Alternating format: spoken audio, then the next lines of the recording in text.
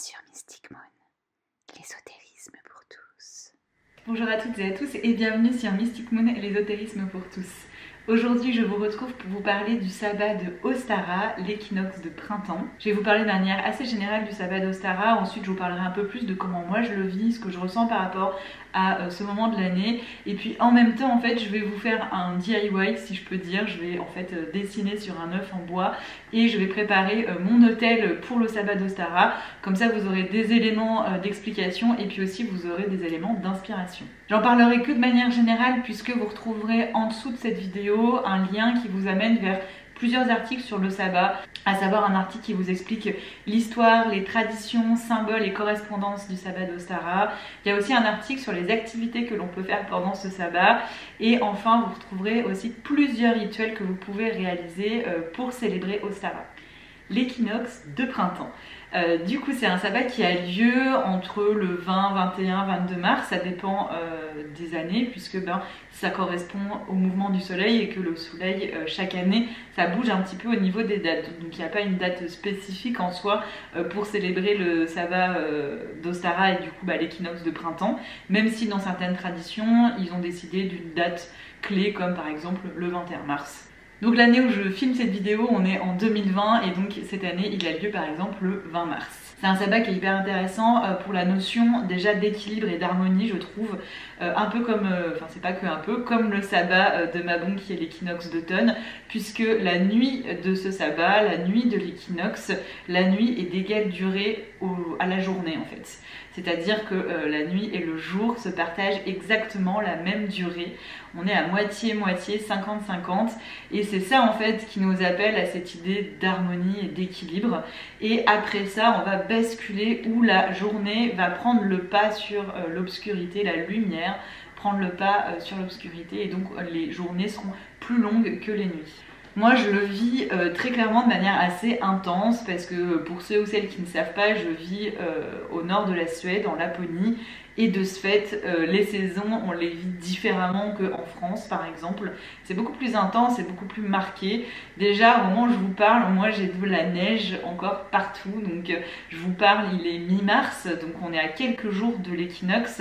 Et si en France, on peut déjà avoir les premiers signes du printemps, avec par exemple des jonquilles, la nature qui se réveille, moi pour le coup, la nature est encore bien endormie. Par contre, je vais beaucoup plus le vivre au niveau de l'aspect lumière, tout simplement parce que là, on sort d'une période de réelle obscurité, puisqu'en Laponie, il fait quasiment nuit tout le jour pendant certaines périodes de l'hiver.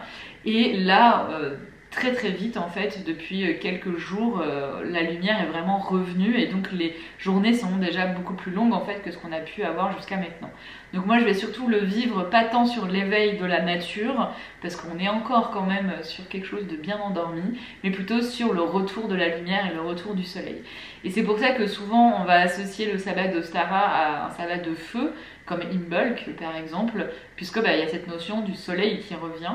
Le printemps aussi, il est souvent relié au point cardinal est, où c'est le soleil levant.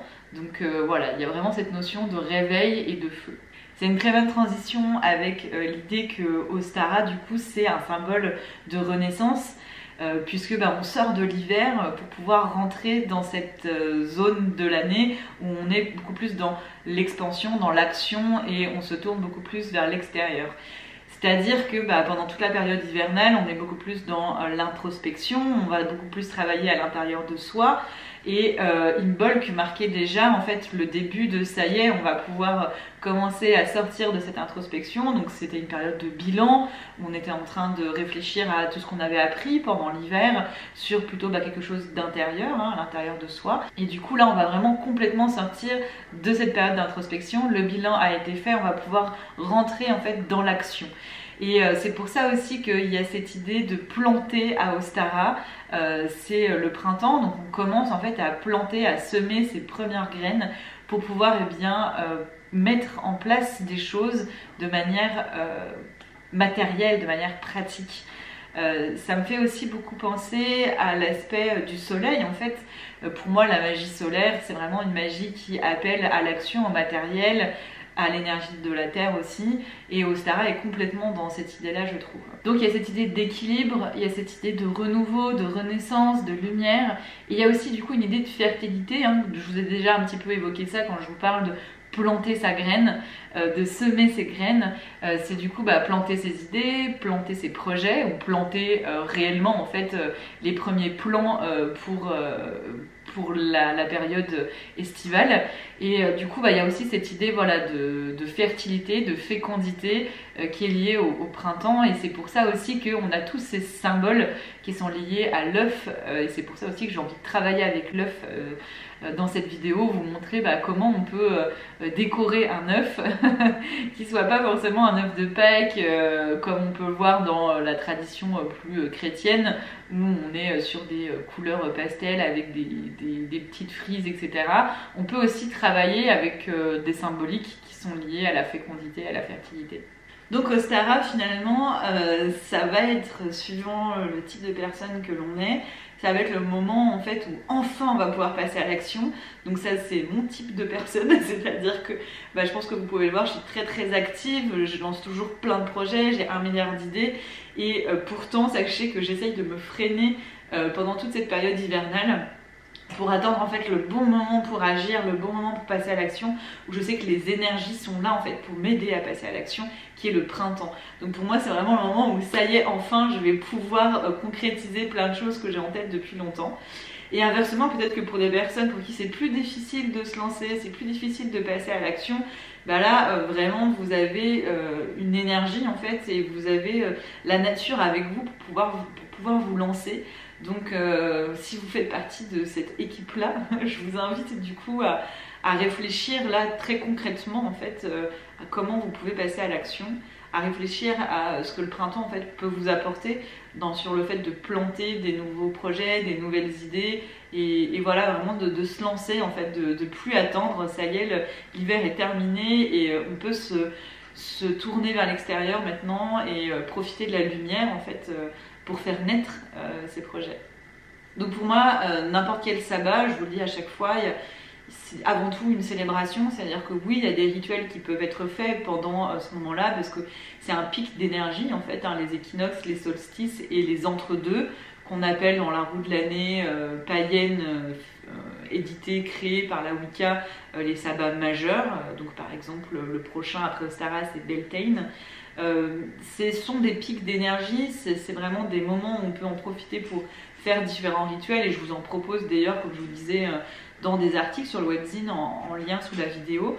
Pour autant, c'est pour moi avant tout un moment de célébration, quoi, un moment de célébrer le cycle de manière générale, et là plus particulièrement ce que vous pouvez ressentir par rapport au printemps. Donc voilà, moi je vous l'ai exprimé, ce que je ressens c'est l'appel de la lumière, l'appel de la terre, le retour de la vie, la nature qui renaît.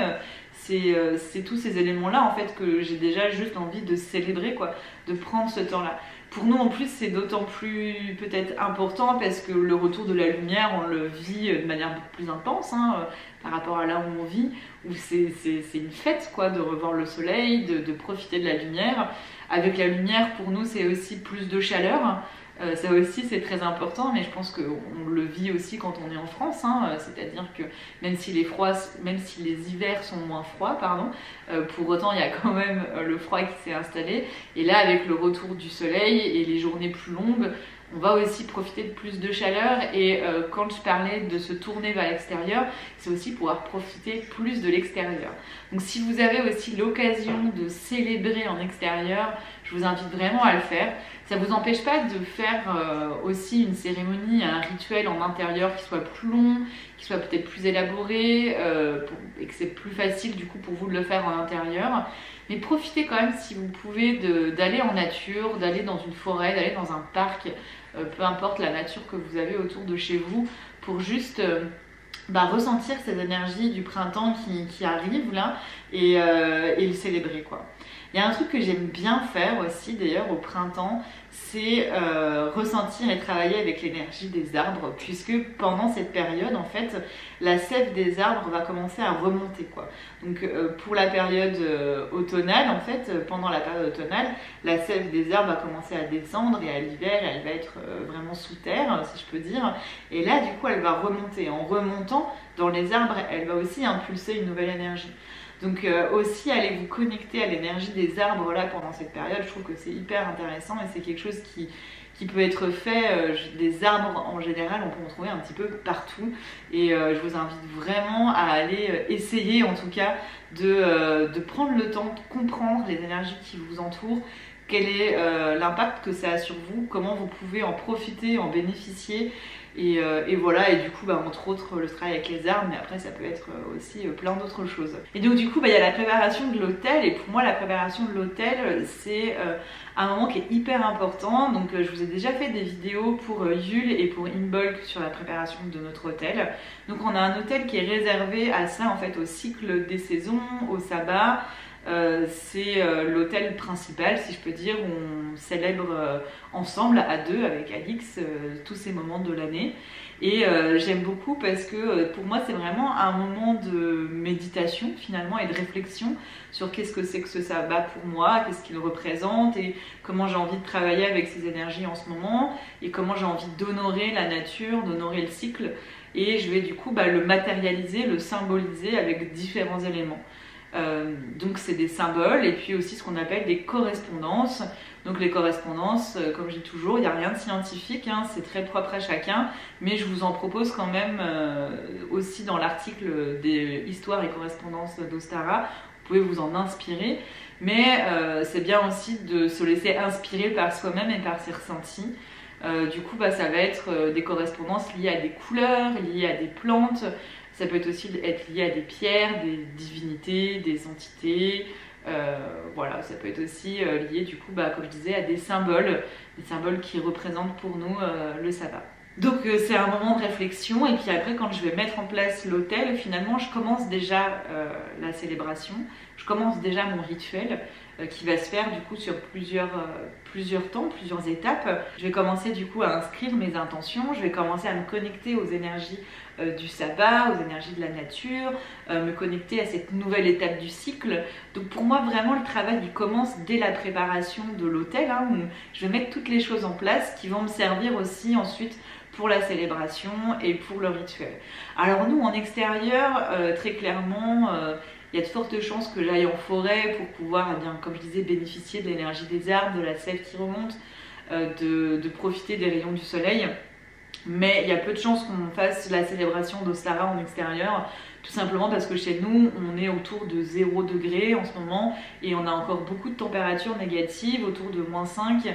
Il y a beaucoup de neige, il y a encore de la glace, ce qui fait qu'on peut difficilement tenir une célébration, un rituel d'une assez longue durée en fait. Donc c'est pour ça que je fais un peu moitié-moitié, je fais une partie en extérieur et une partie en intérieur où je peux du coup plus me poser, plus être dans l'écriture, la réflexion, je vais pouvoir profiter pour faire un tirage, voilà. Donc vraiment la célébration en extérieur, célébrer la nature, me connecter aux éléments et puis poursuivre ce travail-là en intérieur. En tout cas, nous c'est un peu comme ça que ça va se passer.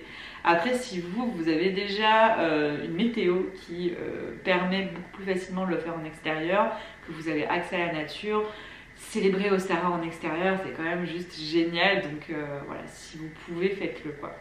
Voilà, je crois que je vous ai déjà dit pas mal de choses sur ce sabbat. Alors il y a plein d'autres choses à dire, hein. Comme je disais, c'est très général ce que je dis là, et puis c'est beaucoup plus aussi lié à mes ressentis, à comment je le vis. Donc si vous voulez aller plus loin, je vous le répète une dernière fois, mais voilà, il y a les articles qui sont en barre d'infos qui vous en disent beaucoup plus, et puis il y a aussi plein de livres, d'ouvrages sur le sujet si vous voulez creuser plus les aspects symboliques ou traditions.